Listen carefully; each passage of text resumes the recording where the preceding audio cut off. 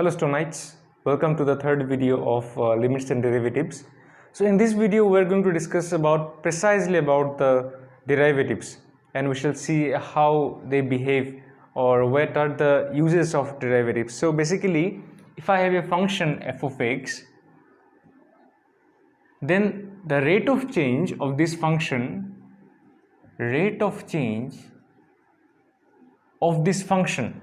with respect to its argument, that is x, okay, that is the derivative. That means we represent it by f dash x. So the rate of change of this function with respect to x is called the derivative of x. So that is the basic idea of derivative. So where do we use derivative specifically? To find the slope of a tangent of a curve at a given point, and then we use to find the instantaneous velocity of a moving particle or of a moving body at a given point of time. So for that we have a very good example to get the idea of derivative.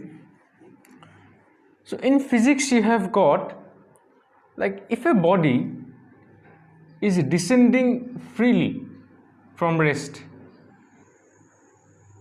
okay, under the action of gravity only, then it is given that if the body in time t seconds travels a distance of s meter, okay, then the relation is given by s is equal to 1 by 2 g t square. It's a well established result. It's I think even in your grade 10 it's there. So in t seconds the body is covering a distance of s meters, and the relation is given by this. So what is it here? Half is a constant, g is also a gravitational constant, and t is the variable only. So I can write it as a function of t, say. Okay, and now we shall observe some behavior with respect to this. Now it is given that in t seconds it is covering a distance of s meters. So for our sake, let s equal to s1 at time t is equal to t1. So when the time is t1, let's say at this point here time was 0, so at this point time is t1, and in this time interval it has covered a distance of s1 meters. Again let s is equal to s2 at time t is equal to t2. That means when the time is t2 here, it has covered a distance of s2. So here s1 is this distance and s2 is this distance. Okay, so clearly our t2 is greater than t1 and s2 is greater than s1. Fine. Now let us define an increment like delta s. Okay, so delta is an operator actually, not a number or anything. So delta s, that will be equal to s2 minus s1, the difference of these distances. So what will be our delta s here? This is our s2, from here to here is our s2, and this distance is our s1. So basically this distance will be delta s. Okay, and what will be delta t? Delta t will be t2 minus t1, okay, with the same concept, the difference of the two timings. Okay, now since we have described the small increments here, let us see what behavior does change in the case of our original function. So if we add this increment here with the s, then what will happen, that our function will also change with respect to time. So it will be t plus delta t whole square. Like if there is an increment of time only, then there will be an increment of the distance, isn't it? Because of this identity, and that is equal to what? Since it was half of gt square and we have written that is a function of t, so in this case it will be a function of t plus delta t. Fine. Okay, so we are interested about finding the instantaneous velocity. So for that let us consider this interval, that is in the interval t1 comma t2, we want to find the average velocity. Okay, so how do we define velocity? It is the displacement ratio of the displacement and time. So average velocity in this particular interval, it will be given by s2 minus s1, the distance, divided by t2 minus t1, isn't it? And what is that actually? S2 minus S1 is our delta S and T2 minus T1 is delta T. Okay. Now what is delta S? Delta S is S2 minus S1, and yeah, we have written here actually. So what is S2?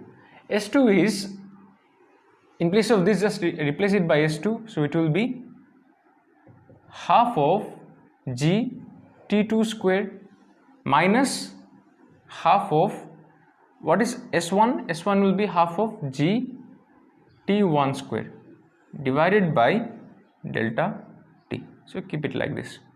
Now that will be equal to, you bring the half here, and G, so in place of T2, what can I write? We have here, see, T2 means, this can be written as T2 equal to T1 plus delta T. So in place of T2 square, I can write T1 plus delta T whole square minus half GT1 square by delta T, and that will be equal to what? Just taking the squares on, so this will be half of G T1 square plus delta T square plus 2 T1 delta T minus half of GT1 square divided by delta T. Okay, now I can cancel out this. You can see there is a half GT1 square and half GT1 square. I can cancel out these two, so we shall be left with two other terms, and that will be equal to,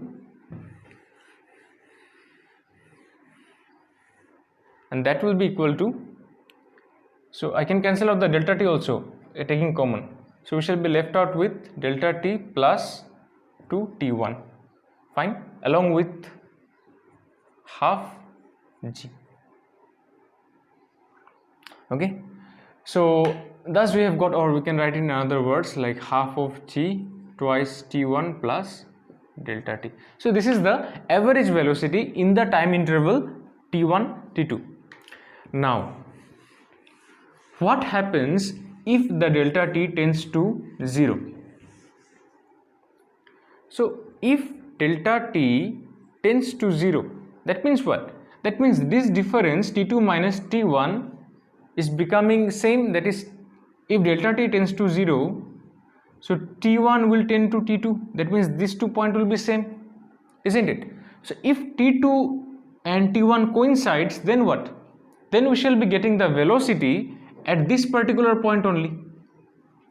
Okay, either you can consider T1 or T2 because both will be same, that means there will be no distance between them and these 2 points will coincide, and so we shall get an instantaneous velocity at a particular point, not on the interval.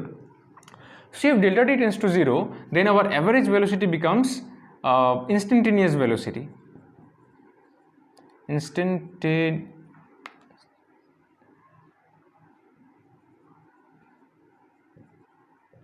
Instantaneous velocity v. Okay, let us denote it by v. So that will be given by v is equal to half of G, since our delta T is tending to 0, so we shall be having this, and if I cancel out the 2 and 2, so we shall get v is equal to GT1. So thus we have got instantaneous velocity is equal to GT1. So in other words, I can write the instantaneous velocity at time t, the instantaneous velocity at time t is given by g of t. Okay, and that is what actually f dash t.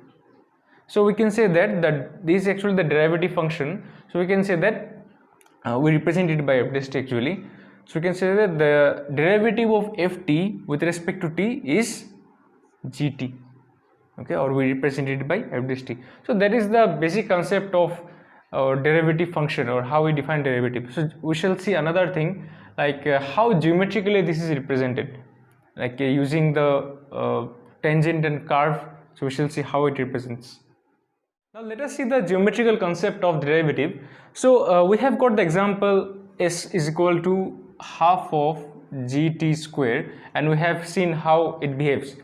Now experimentally we know that the value of g is 9.8 meter per second square, isn't it?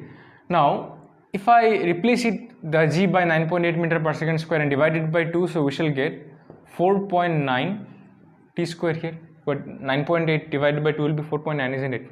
So we shall get s is equal to 4.9 t square. Okay, so that is our actual formula. Now if I plot the graph of this, if I plot the distance time graph, so this will be the time, and here this will be the axis of distance, and here it will be 0. Okay, now I have got some values here. See, since it is in the decimal form along with a square, so if you take time is equal to t1, say time is equal to at certain point it is 0. So what will be our s? It will be t square will be 0, so everything will be 0, s will be 0. So from this we can say that the curve will start from this point, from the origin. Then at t is equal to say 0.01 say. So I have got a reading. Actually what will be s, then it will be 0.00049. You can see that since it is a square, so the more small number we take, the square of that will be much smaller, along with multiplied by another decimal. So since it is 0.01, so after decimal we have 2 digits. Here after decimal you can see there are 5 digits. Okay, so it is much more smaller. Then if you take t is equal to, I have taken t is equal to 0.2, or 0.1 say. So in 0.1 our s was 0.049, so reduced by 2 zeros. Then at t is equal to 0.2, we have s is equal to 0.196. You can see they are just nearing 0.2, 0.196, almost same. Then at t is equal to 0.5, I have s is equal to 1.225. Okay, so now you see we have not reached here 1 also, but we have already crossed 1 in case of s. Now for t is equal to 1, what if t is equal to 1, then s will be, if you put here 1, so it will be 4.9. Now see, at the point 1 we have crossed 4.9, it is now it is rising exponentially. Now at t is equal to 2, here we have s is equal to 19.6. so just see the case, it is rising exponentially. Now so just omit these two parts because they are very big. If we plot the graph of this, let us say here it will be about 0.1, or yeah, so it will be, let us see, here it is our 0.1, 0.2, 0.3, 0.4, so 0.1, 0.2, 0.3, 0.4. so how will the graph behave? So at certain point it will be here, and then for 0. So actually it was 0.1.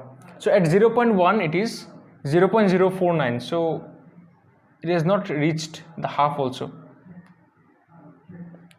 At 0.2 it is 1.96. So at 0.2 it is almost at this point.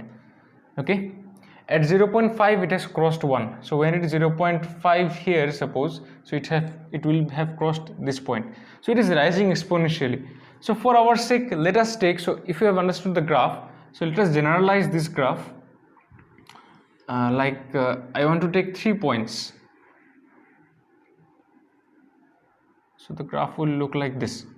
Now let us take 3 points. Say this is our T1, T2 and T3, or let us take a bigger one. So let us take, this is T3. Now for T3 I can join this T2.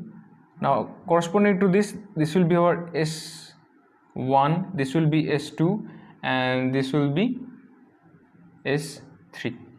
Okay. Now what is happening, you see, Clearly, T1 is less than T2, which is less than T3. Here T3 is the biggest time, and similarly S1 is less than S2 and which is less than S3. Now if I draw a secant from here to this point, let us consider this point is A, this is B, and this is C, and this is say D, and yeah, this is say E. Okay, or just remove this part.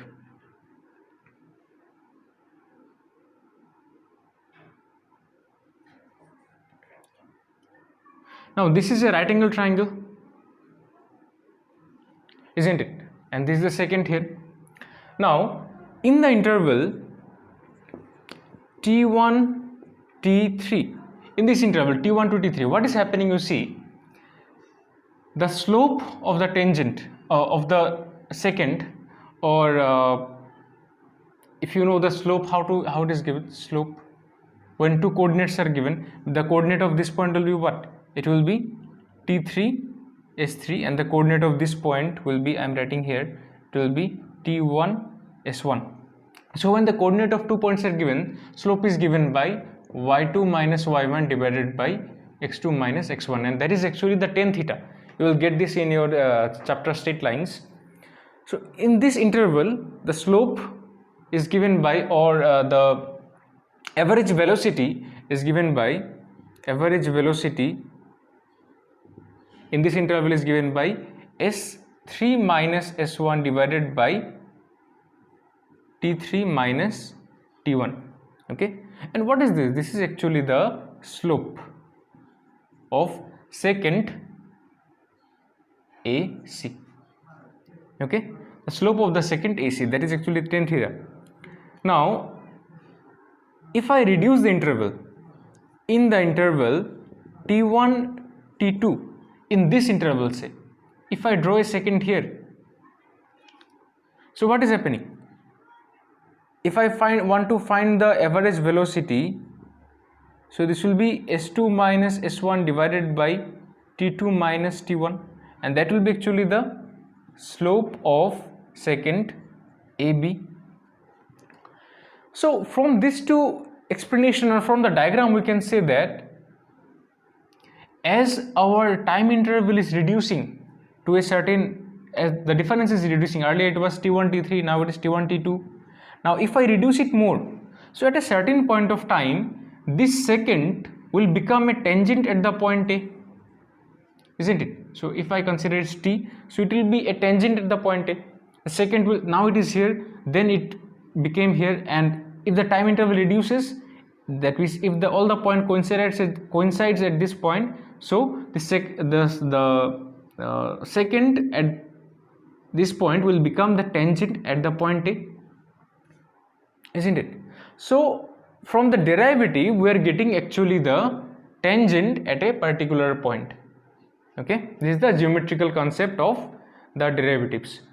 So that is all about. And how do we, for a function, if I have a function, then how do we define the derivative? So if I have a function, say y is equal to fx, if I add y plus delta y, so if there is an increment of delta y, there will be an increment of delta x also here, isn't it? Because these two are related, so one is dependent on other. So if this increases, this will also increase. If this decreases, so if I can write, if delta x decreases, tends to 0, then delta y will also tend to 0. Now from here what can I write? Y plus delta y minus, if I subtract a y here, so accordingly in the right hand side what I need to subtract? X plus delta x minus fx, because y is equal to fx. So this will give us y minus y will be 0, so we shall be left with delta y is equal to f of x plus delta x minus f of x. and this implies what?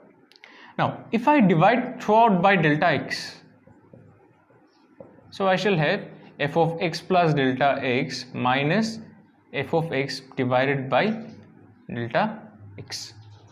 Okay, so actually this is the ratio of increment of y with the increment of x. Now if I take the limiting value of this ratio, then we shall get the derivative, then we shall get the actual derivative. So from there I can write limit delta x tends to 0. When this delta x tends to 0, like the previous one, like when our increment tends to 0, then we get the instantaneous velocity or we get the slope of the tangent. So what we have done, that this delta x always tending to 0, that means there is no difference in the variables. Okay, so when delta x tends to 0, then what is happening, this delta y by delta x, this will be our limit delta x tends to 0 f of x plus delta x minus f of x divided by delta x. So this is the definition of derivative of a function at a point x or at x. Here x is any real number, x is any real number. So in general, how can I define this function?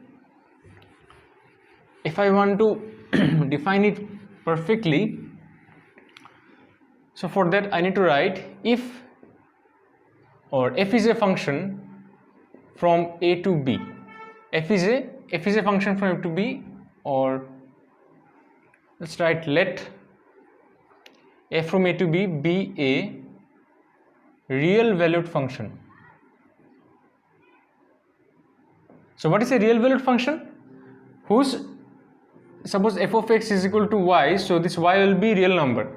Okay, if f from a to b be a real valued function, then limit delta x tends to 0, then then f dash x, we define this derivative by f dash x, then f dash is defined by limit delta x tends to 0 f of x plus delta x minus f of x divided by delta x, provided this limit exists. So what do you mean by limit exists? That means the left hand limit and the right hand limit must be equal. So if the limit exists, then we can say that this is the derivative. Okay, so in other words, generally while doing the problems, what we shall define is that we shall take the delta x as h. Okay, we shall define it as h. So our proper definition will be f dash x will be equal to limit h tends to 0 f of x plus h minus f of x divided by h. So this will be the main definition. So how do you define this derivative? We have represented it by f dash x. We can also define it by ddx of y. Here ddx is the operator. This is the operator, not dy by dx. Remember that ddx of y is not dy by dx. This is not division. Okay, this is not true. So this is one of the way. Other way is that we can define, since our fx is equal to y, so we can define it by y dash, or in some of the cases we shall define it by u dash, v dash. So whenever there is a dash, just remember that it is your derivative. Also sometimes we denote it by y1 the first derivative, y2 the second derivative. So generally in our chapter we shall define it either by f dash x or mostly by ddx of y, or sometimes we call it dy dx. So sometimes we mistake it by saying that dy by dx, so that is not true actually. So this is the concept of derivatives. So as we have discussed about the definition of derivatives, now let us see the existence of them. Like when a derivative exists, so we have two conditions. Like if the left hand derivative is equal to the right hand derivative, then we can say the derivative exists. So what is the left hand derivative? Actually it is limit h tends to 0 f of x plus h minus f of x divided by h. Okay, so if this limit exists, then we can say the left hand derivative exists. So how can we differentiate between the left hand derivative, right hand derivative and the actual derivative? By just giving a negative sign to the superscript of 0, just like in the case of limit. And for the right hand derivative we shall have here a 0 positive and other things are same, fx by h. So if these two are equal, so we can say that the function is differentiable. Okay, so one more thing is that in your syllabus or in your book this part is not there, so we are not going to go in detail about that. And one more thing about the derivative is that since this is the definition of derivative, isn't it? What is this? This is actually f dash x, that is the derivative of x at any point x in the domain. And okay, now I can define the fx at a point x is equal to x naught or x is equal to a. Okay, and so the derivative will reduce to f dash a is equal to limit h tends to 0 f of a plus h minus f of a divided by h. So this is called the derivative of a point x equal to a. Fine. And if the derivative exists for all x in the domain, then we shall say that the function is differentiable at all point, or we can say that this is a differentiable function. Okay, now one of the very common mistake the students do is that we know that we write the derivative operator like this, ddx or ddy, and if I write it like ddx of y, or sometimes we write ddy of x, depending on which one is the constant and which one is the dependent variable. So in this case some of the students they cancel out the d's, so don't do that. Also we have seen that when we write del y del x, so some of the students cancel the del and they write y by x or y by x, so that is wrong. Why? Actually d dx is an operator which is operated on y. Okay, so here we are operating this d dx on y and we are getting certain result. So what is y? It may be some x square, it may be x cube, or whatever, it may be polynomial function, it may be rational function, depending on the situation. Okay, so this is how we find the derivative, and this derivative or this definition of derivative is called the first principle. Okay, first principle of derivative. And there might be questions like find the derivative of this function using the first principle. So when such type of question comes, you need to differentiate like this. And when there is a question like just differentiate it, then I shall show you something more in the next video. So for now, let us do an example using the first derivative.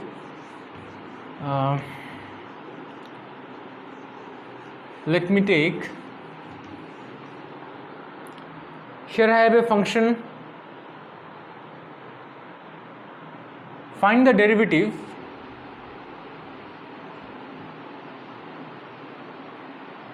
of fx is equal to x square. So a function is x square and we want to find the derivative of this. So there are two ways. One way is using the formulas that you will be getting in the next video, like its answer will be, we know it will be twice x. Okay, that is our f dash x will be twice x. Now since we have not discussed about that, so let us see what will be the answer using the first principle. So how to do it? Limit h tends to 0 f of x plus h minus fx. Since they have not given any point, like to find the derivative of this function at a given point, so the point is not there, so just consider x here, divided by h. So that will be equal to limit h tends to 0. In place of x plus h, what is our f of x? It is x squared. So what will be f of x plus h? It will be x plus h whole square minus x squared divided by h. Now you can see that if you put here h tends to 0, so if you put here 0 h, if you put here 0, so it will be x squared minus x squared will be 0, and if you put here h equal to 0, so it will be 0 by 0 form, isn't it? So while starting limits, we have seen that we cannot find the limit of such functions, so we need to what? Simplify it. Then what to do? Limit h tends to 0. So basically simplifying means we want to remove the h that is in the denominator, then it will be defined.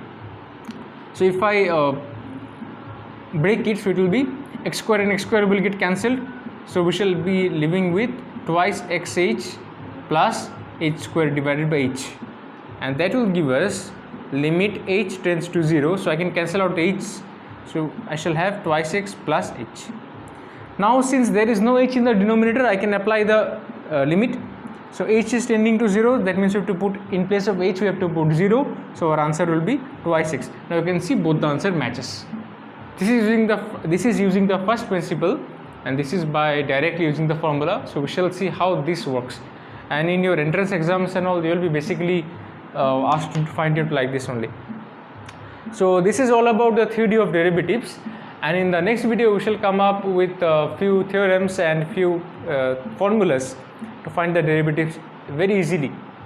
So your task will be to go through the chapter very precisely and to solve all the exercise problems and also the examples. So let's meet in the next video. Thank you.